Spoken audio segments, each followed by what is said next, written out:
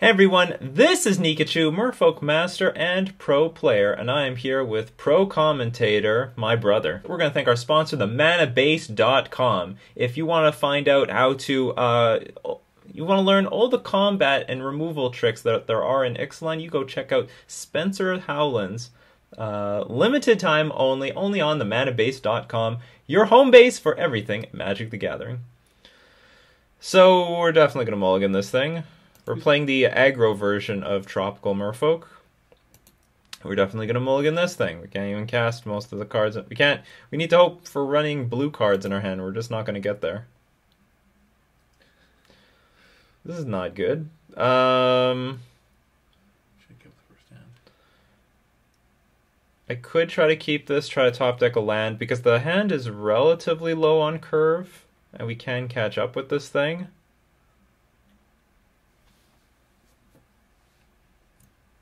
Yeah, I can keep. To hell with it, I'm gonna mulligan this. I don't like mulliganing like this because usually it's a death sentence, but maybe in some matchups we don't know what we're up against. Well, we're probably up against Merfolk. So anyway, we're gonna keep that on top. We'll start off with Cavern of Souls, Merfolk. Our opponent's acting like they play Merfolk.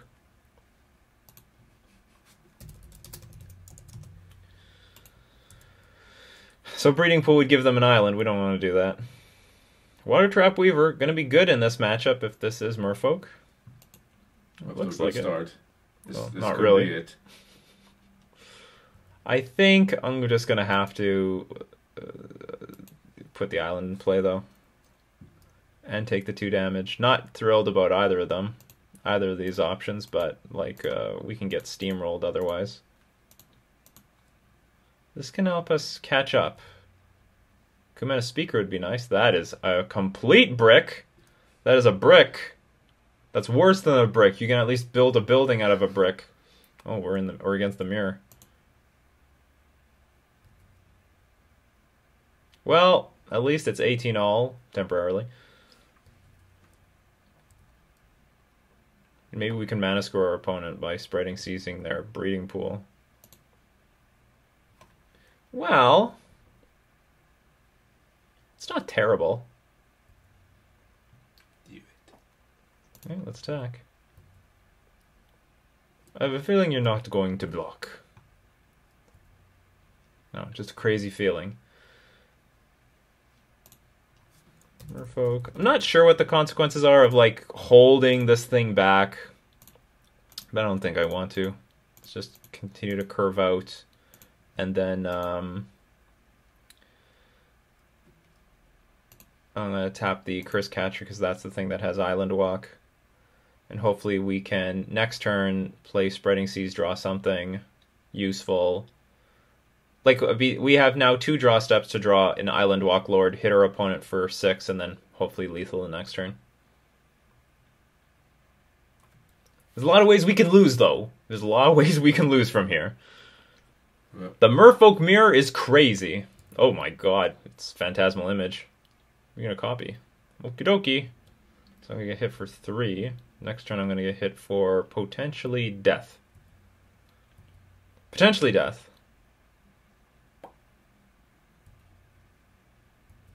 We're gonna keep this on 2. That's not useful at all. Alright, let's hit this thing. Maybe we can slow down Merfolk Mistbinder. That is useful. That is good. So, can we die next turn? We actually can't. Okay, so we can't die next turn because of... Okay, so 1 Lord is played, and then it's only 12 power on the board. So let's try to win the game. We basically lose to a Harbinger of the Tides. Harbinger would tempo us out, I think.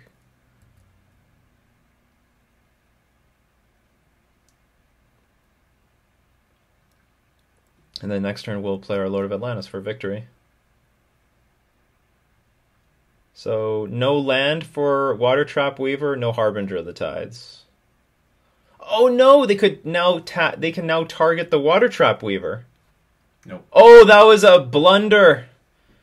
What the... Oh no. Would it have mattered? I think it matters because after I put a Lord in play, I only have 7 power in play.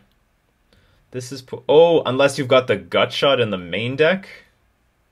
Is that what I'm facing here?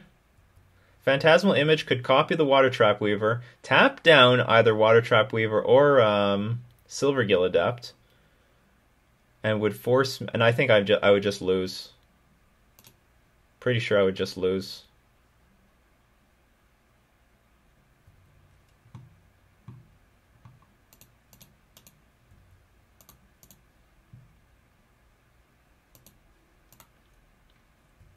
So, unfortunately for our opponent, they have the Phantasmal Images, can do a lot of great things, but copied the wrong thing this time. So we got a little lucky there.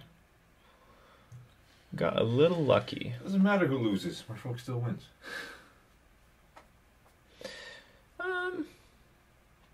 I'm wondering if they would have been different if they knew what we had in our hand. I mean, maybe they took their play because they know that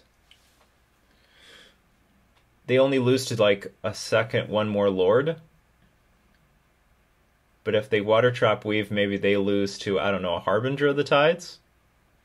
I'm not sure. So what do we got on the sideboard? We don't really need any of these things.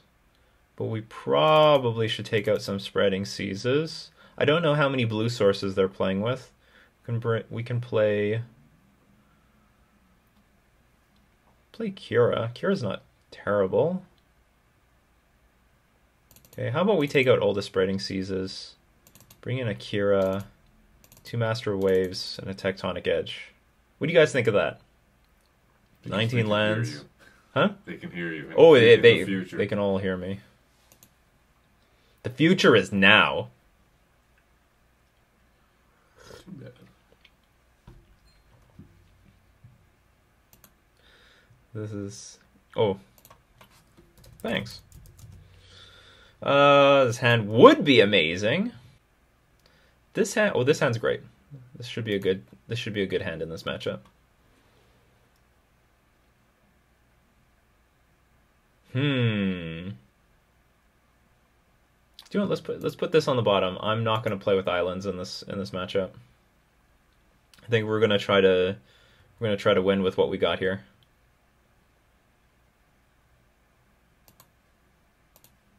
I know playing the Mutavault screws me over from any chance of casting any of the... Whoa! Boom! I've been hit hard by Spell Pierce. This is not a card I recommend people side in or keep in against Merfolk. Because you're playing for only that one shot. But it's gonna hit me. It's gonna hit me hard. Alright, so we got a Merfolk. So it worked then. It worked. It definitely worked. I didn't even know you could do that. Oh yeah. Show you my own Merfolk Mistbinder. Now I wish I had my island. Well that's great. And it's still not an island, so our opponent won't have Island Walk.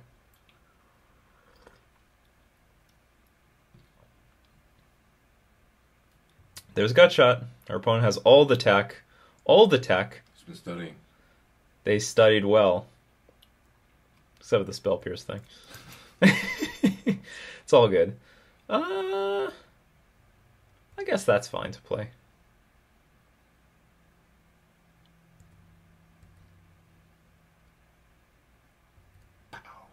Oops. Okay, good. Not clicking through my turn. I guess we'll start off with Mistbinder.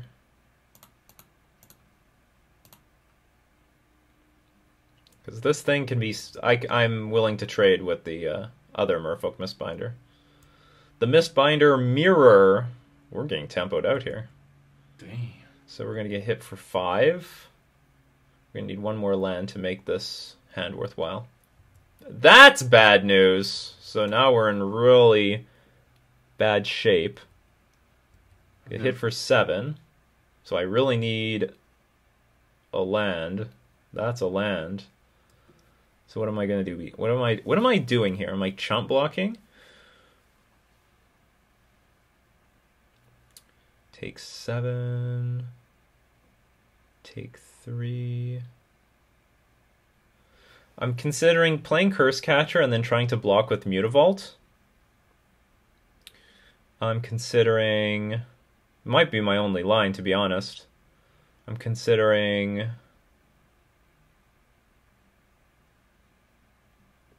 Look at all this interaction. Tons of interaction. I will admit that the turn 1 Spell Pierce on the Aether Vial was a huge blowout. If I double block Curse Catcher...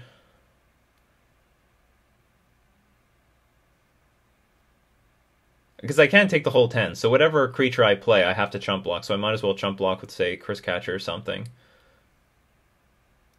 But then I take 7, I take at least 7. Or maybe I could chump... Okay, so maybe... Because say I play let's say I play Curse Catcher, and I double block the Merfolk Mistbinder. Then my opponent has 5 power in play. And... if anyway, I take 7 anyway, I go to 3, and then if I chump block Merfolk Mistbinder the next turn, I die to the Harbinger of the Tides. On the other hand, if I draw a land, I could play 2 things and then stabilize. Another thing... He's empty-handed. No more tricks of his. Yeah, he is. Another thing I could do is play a Merfolk Mistbinder, chump the Harbinger of the Tides, and then next turn I could at least play Master of the Pearl Trident and a Curse Catcher. And if I draw a land, I can play Master of the Pearl Trident and a Curse Catcher and block with Mutavault. And then exchange the entire board. Yeah, so maybe I don't play Curse Catcher as the chump blocker because we need our opponent to also draw nothing. Or we lose. So it looks like it's going to be something like, yeah, make a chump block here, take 6, go to 4, and then set up a ton of blocks next turn.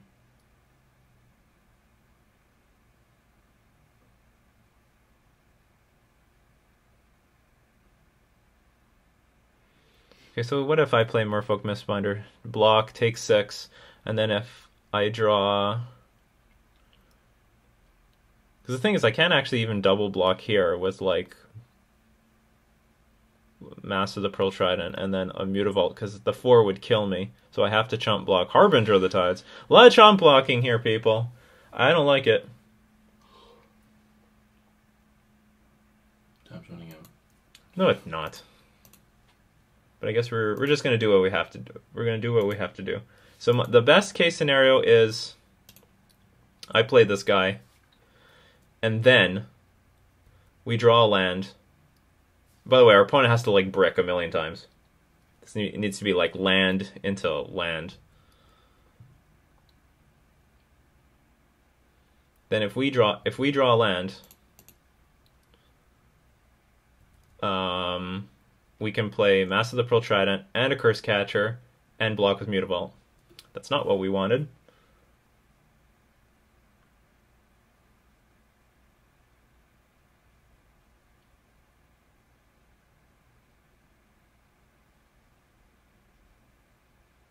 So now it looks like I'm going to play like Merfolk Mistbinder and use Mutavault to block. And Mutavault has to block a Mistbinder, and I have to chump block the Harbinger of the Tides. And we still have the Curse Cat, and then we can set up another block. Then we save the Curse Catcher to set up another double block. I have a feeling I'm going to die to Gut Shot. Does anyone feel like that? I feel like that. So we're going to 1. We're going to 1, people. Spreading Seas. Oh no, Spreading Seas won't do it this turn, but it could the turn after. Well, that's a problem. It's just more annoying things.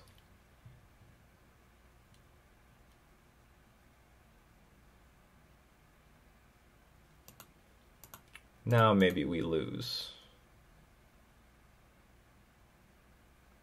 Because that Curse Catcher represents just another damn thing I can't deal with. So now we need Harbinger of the Tides, maybe?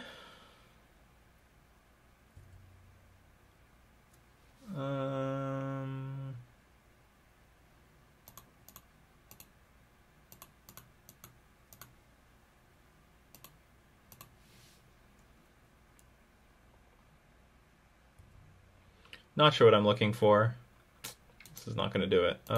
We will pass.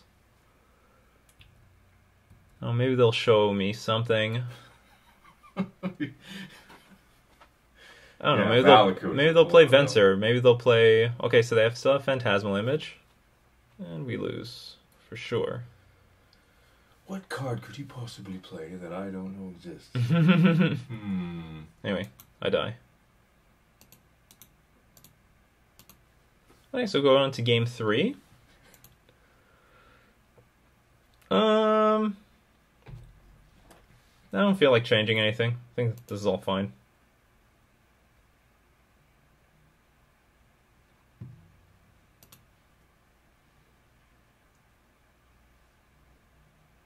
Sure. Yeah, this sounds good. So this is a situation where I don't see...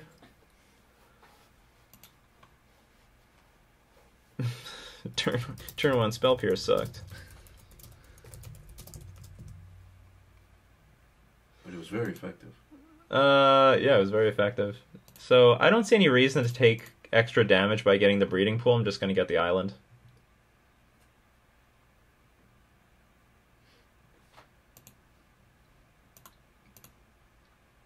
This is not a very particularly aggressive hand. It's a very reactive hand. But we'll see what happens.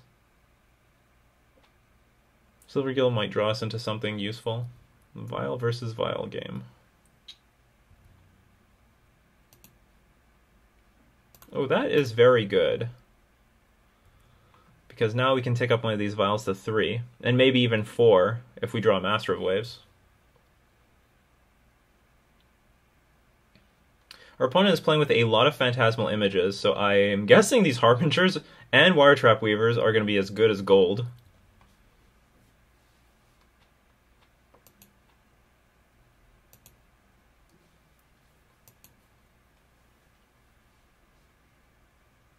That's a bit weird.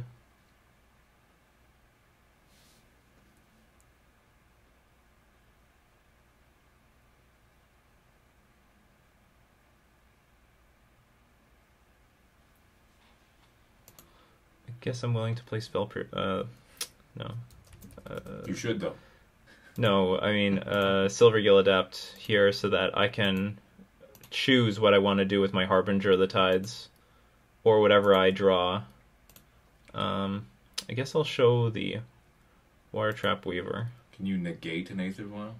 Oh, yeah. That would be hard to do. You draw a Mutavault. So this line sort of is punished, but it's not that big of a deal. We now have the option, if our opponent puts a Curse Catcher in play, we can bounce it.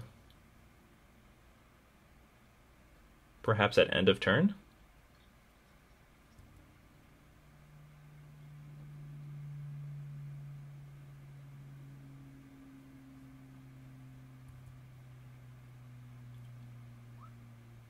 Silvergill Adept.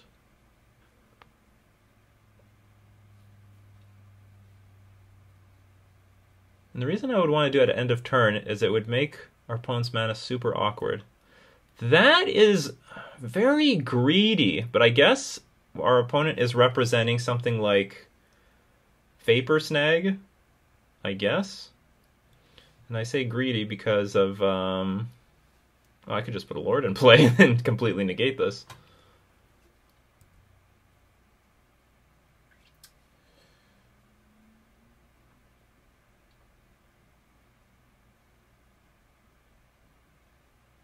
That's interesting. We'll play a Harbinger anyway.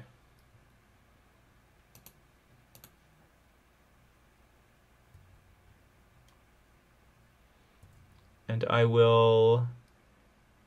I think I'm going to keep these both on 2. I can hard cast a Weaver.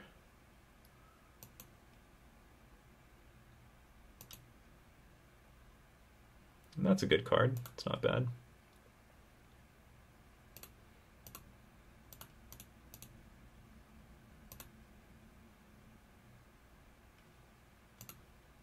Tap Silvergill, and then get in some damage.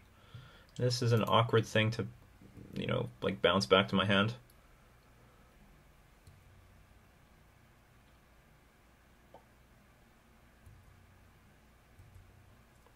Weaver, very good in this matchup. I got eliminated by Aiden, a follower, also known as Cure Mango, a streamer. At Grand Prix Toronto, he Harbinger the Tides one of my creatures, he Water Trapped the other one, I was dead. Nothing I could do after that.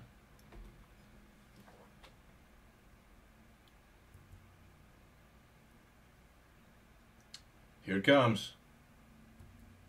Not really, I'm not going to do anything. Am I going to do anything?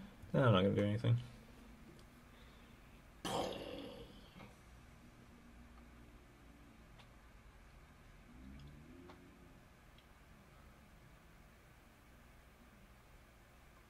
You know what? I guess I could just play another Harbinger. Why not? We'll bounce the Curse Catcher now.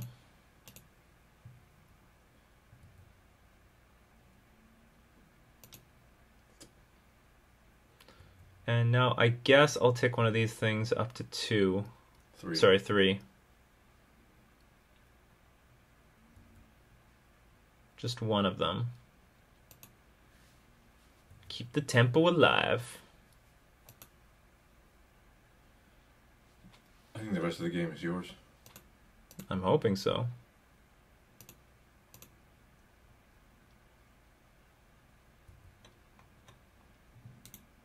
Attacking for 8. With nothing with Island Walk. Who needs Island Walk? Island Walk is overrated.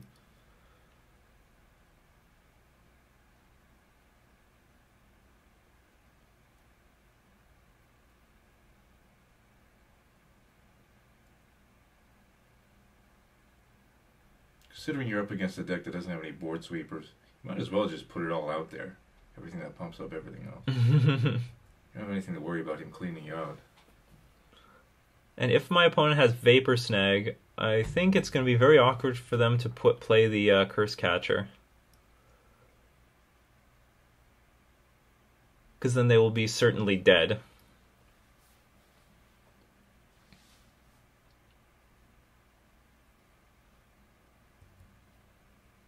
Here comes things and stuff.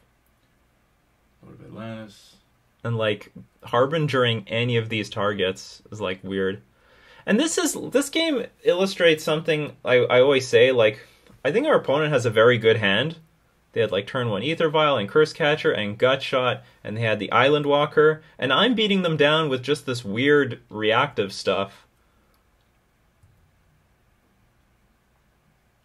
Oops, I let my opponent attack. Okay, so Curse Catcher is played, so then we win.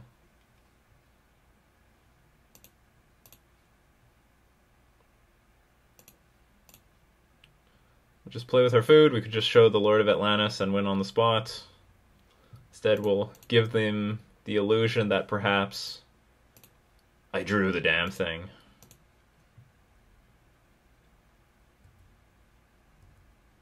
I'm sure they're going to see this, though.